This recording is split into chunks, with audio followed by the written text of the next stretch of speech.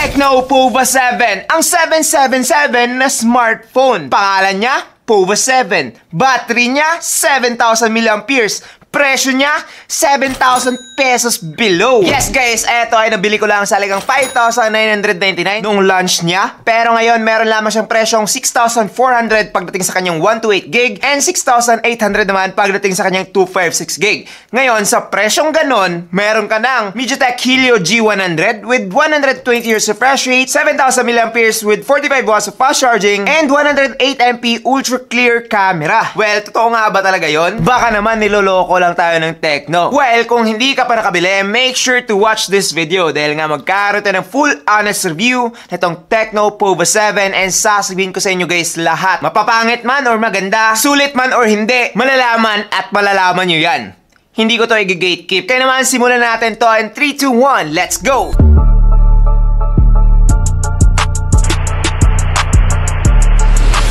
Yo, what's up guys? I am JP and this is JDin TV. Ngayon, kung hindi ka pa nakasubscribe, will definitely make sure to do so and also hit the notification bell as well dahil nga ipapamigay ko etong si Tecno Pova 7. Check na lang sa description box kung paano manalo. Ayun, back to this phone. As you can see, meron silang collaboration ng PUBG Mobile. Meron siyang picture dito and dito naman sa likuran guys, nakalagay yung itsura ng phone. Meron tayong variant dito which is 16,128 pero yung totoo dyan is just 8GB plus 128GB. And para sa akin, okay na yun. Dito naman sa side na to, nakalagay yung kanyang mga main specs. And ngayon naman, tingnan naman natin yung kanyang loob. Yun talaga yung importante.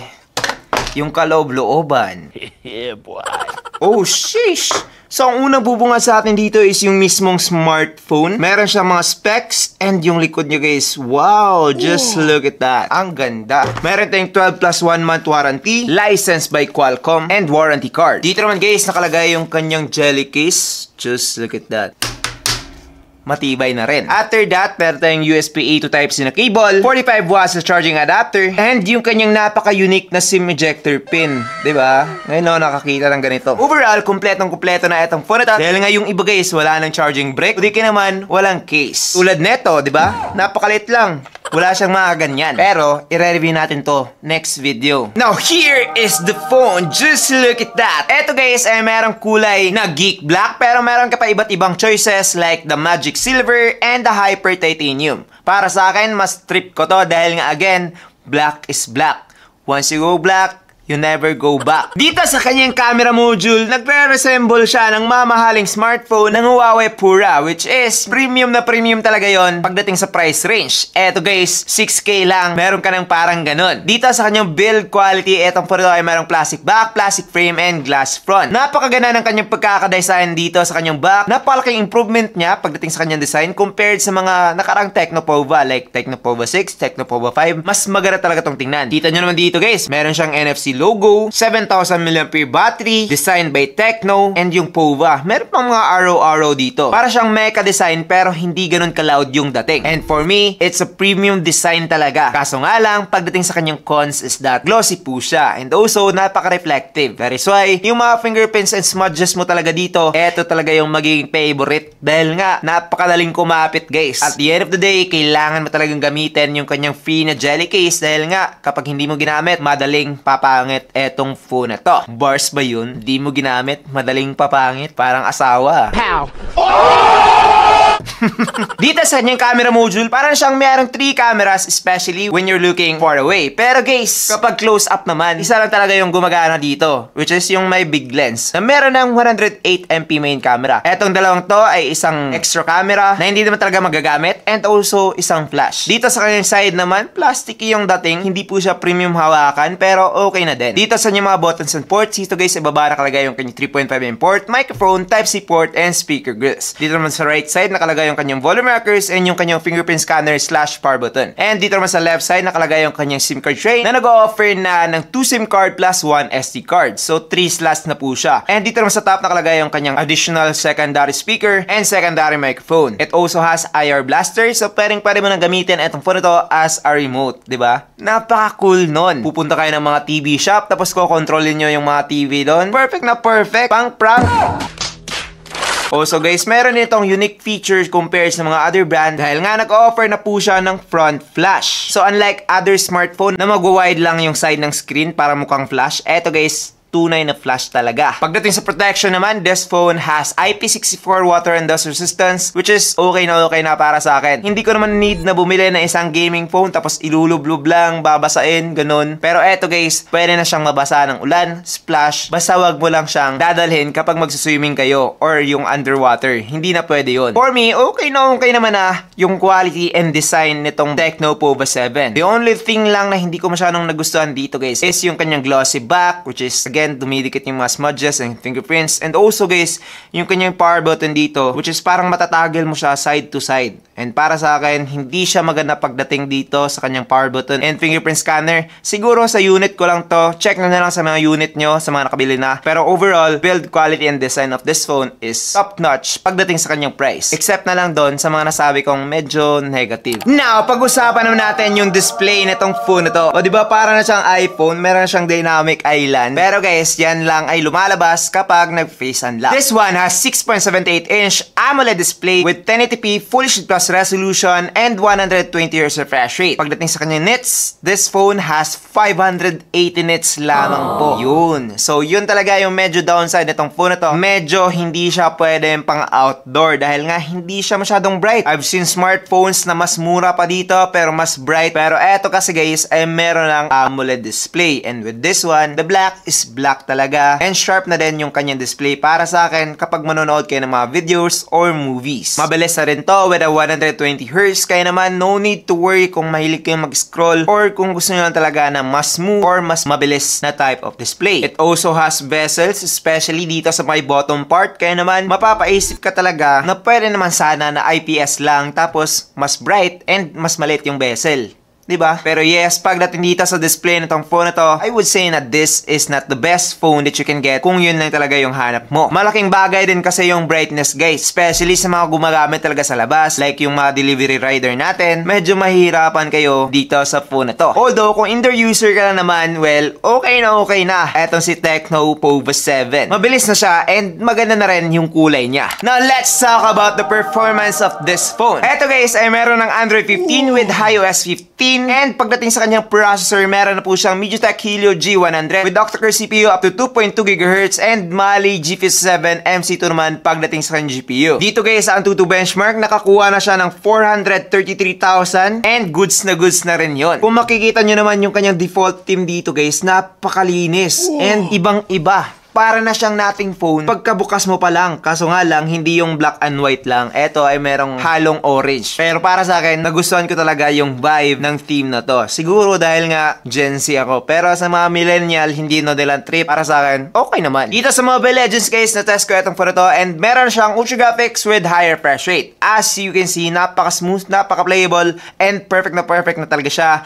dito sa Mobile Legends. Hindi naman talaga to graphic intensive game. So, okay na rin. Also, pagdating sa kanyang touch sampling rate, meron na tong 1000 Hz. Kaya naman, kung ano yung tina-touch mo dito, nare-register ka agad. Ganon kabilis yung touch sampling rate nitong phone na to. So, perfect talaga siya pang gaming. Ginawa nga siya pang gaming, di ba? Para sa akin, okay naman yung paglaro ko dito ng Mobile Legends. Except na lang, again, doon sa kanyang brightness. Medyo kukulangin talaga kapag mahilig kayong maglaro outdoors. Dito naman guys, sa Call of Duty, ito ay merong medium graphics with high frame rate. And as you can see, playable pa rin siya.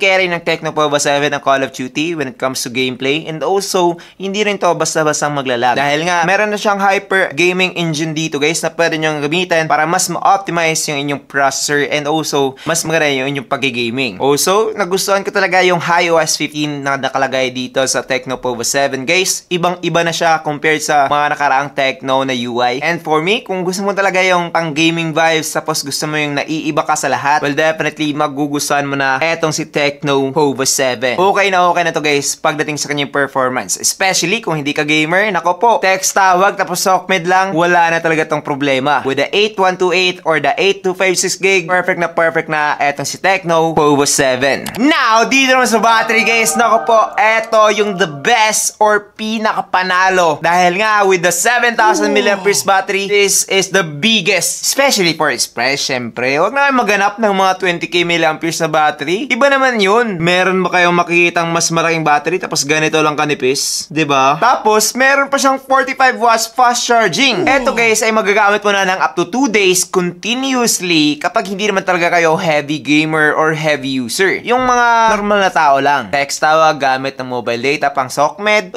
pwede na to. Tatagal at tatagal ka talaga dito dahil nga napakakunat ng battery niya. Kapag na lowbat ka naman, no need to worry dahil nga mabilis din yung kanyang charging. 50% in just 29 minutes and 100% in just 1 hour and 10 minutes. Yun yung advertise. Pero para sa akin, 0 to 100% in just 1 hour and 20 minutes. Mabilis na din. Kaya naman kung makunat na battery and fast charging yung hanap mo sa murang presyo, this is the one to go. Okay na okay talaga siya. Wala akong mahanap na problema, legit. Now, camera naman. Kita nyo naman, diba? Maganda yung camera module niya. So siguro, maganda rin yung kanyang result. Medyo disagree ako dyan. Akala ko talaga pangit to. Pero, this phone proved me wrong. With a 108MP main camera and 8MP selfie camera, hindi ko talaga inaakala na isang murang gaming phone, makakakuha na ng ganito kagandang mga shots. As you can see, natural siya. Maganda yung kanyang quality and also kanyang resolution is mataas na rin. Gustong gusto ko yung kanyang color production dahil nga accurate na accurate. And pagdating sa blur or portrait mode itong phone na to, okay na rin siya. So hindi lang pala gaming phone itong phone na to, pwede rin siya pang take ng mga photos. Kung gusto mo yung natural, hindi masyadong beautify and also hindi rin masyadong overprocess pagdating sa murang presyo, perfect na to. Bihirang-bihira ka lang magkaroon ng isang gaming phone plus camera phone plus mura lang. Now, sa video quality naman itong phone na to, meron na siyang 2K at 30fps tapos nagsosupport din siya ng 1080p at 60fps. Like, wow! Hindi nga ito magawa ng mga mas mamahaling smartphone, 10K pataas tapos meron na siya. I don't know kung alam nyo to, pero mas prefer ko talaga na merong 60 FPS all the time compared sa mga 1080p at 30 FPS, 2K at 30 FPS. Mas pangit yun, mas lag, mas smooth talaga kapag merong 60 FPS. And andito na yan sa phone na to. Kaso nga lang, back camera lang siya. Sa kanyang selfie naman, 1080p at 30 FPS or 2K at 30 FPS lang. And ngayon, try natin. Guys, yung video quality using the 1080p at 60 FPS dito sa kanyang back camera, meron ka lang available na 2K at 30 FPS, pero mas trip kung gamitin yung 1080p at 60 FPS. Ano sa tingin nyo? Okay ba? Comment down below. Ngayon, try naman natin yung kanyang selfie. So, eto naman guys, yung 2K at 30 FPS using the selfie camera. Wow! Kitang-kita yung pimple na pinap ko. Diba? Maganda siya. Comment down below if you agree. Overall, pros and cons naman tayo. Cons ko lang dito guys is yung kanyang display medyo hindi bright. Okay lang kapag indoor, hindi okay kapag outdoor. And also yung kanyang back panel madaling madumihan with the fingerprints and smudges na palaging dumidikit. Kaya naman use the case. And also yung kanyang power button na swipe natin left and right. Yun lang, medyo low quality yung na-receive kong unit dito. Pero overall, yun lang naman yung napansin ko. Tapos medyo subjective pa yun. Pero overall, this phone is the best phone SRP wise that you can get right now. Makunat na battery, magandang processor, magandang camera, and perfect na talaga to sa mga gamer on a budget. So I guess that's pretty much it for this video. I hope na nag-enjoy kayo. Meron pa tayong 2 videos dito na makikita ninyo. Check na lang yan kung gusto nyo ng mas mura and also meron ding mga comparison. Check na lang sa channel. So that's it. I'm JP and this is JTN TV. Thank you for watching and God bless. Don't forget the giveaway.